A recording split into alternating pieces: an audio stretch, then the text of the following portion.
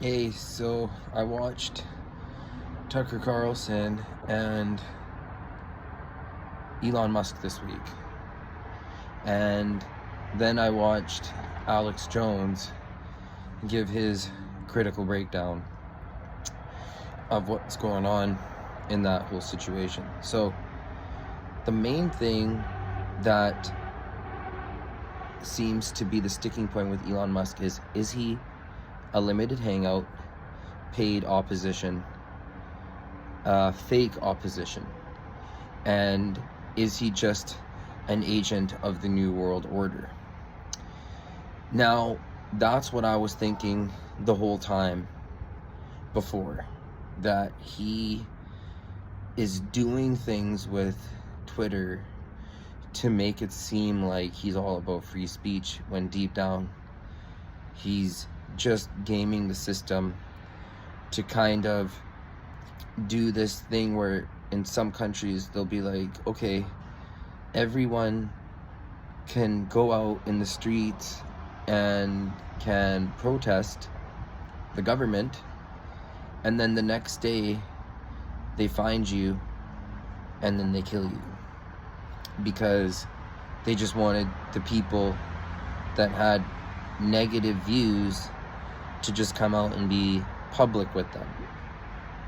That's where I was kind of sitting before with Elon Musk. But when he said he met with, I think it's Larry Page and the guy that made Google, and he said, like, I feel like he was sitting there with them, and he said that he was sleeping on the guy's couch, and that he was sitting there in a room with them, and that the guy's like, AI is going to take over the world. And Elon said that, I feel like, there could be some very dark consequences to having unlimited AI running the whole show. And he's like, what are you, a humanist? Or a sapienist or something like that? And he's just like, yeah, I guess I am. He's like, I don't believe in like an AI god type of deal. That's what he was saying in brief. But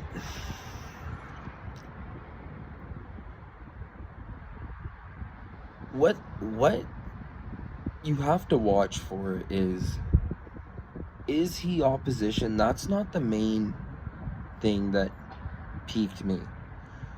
What interests me is, and what everyone should be thinking, is that, like, when you sign up and you become a bitch to the New World Order, do you 100% give loyalty to them forever?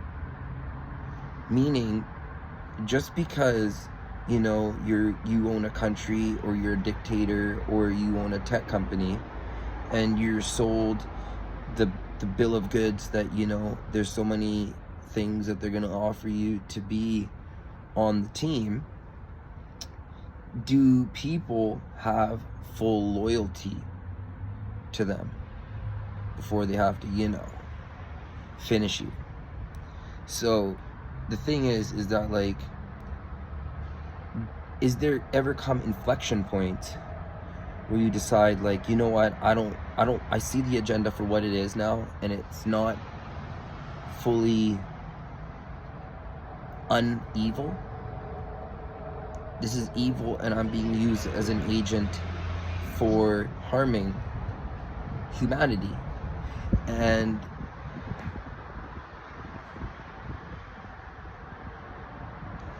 you realize you're being an agent to harm humanity, and then you say, you know what, that's it, I ain't with this shit no more.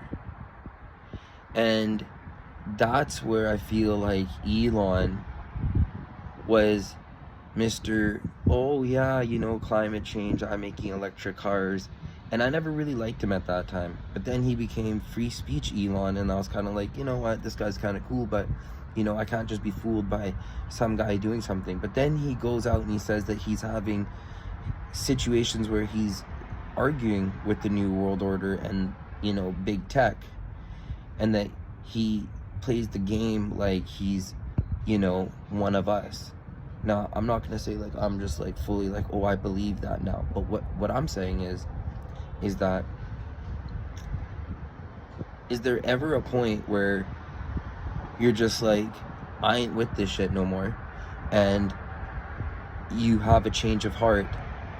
And are we seeing the the the the point before they JFK someone? You know, what would they blackmail him with? How will he now have to turn around and show that he's down with a full-on technocracy? So Elon, yeah, he's there's some really spooky things to him, and you know, they want to throw around that he's the richest guy in the world, which I don't believe, or he's the smartest guy in the world, which I don't believe. He has he's the biggest visionary, one of the biggest visionaries of modern times, in my opinion. So, you know, I'm always looking like, you come out, you arguing against AI, and you want people to have more children. Well, guess what? Now you're enemy number one of the New World Order. So, if you see what I'm seeing, that he's pissing people off, and that he's managed by the quote-unquote Illuminati, and that sometimes these guys, they defect, and sometimes they get out of line, and that's where I see things right now with him.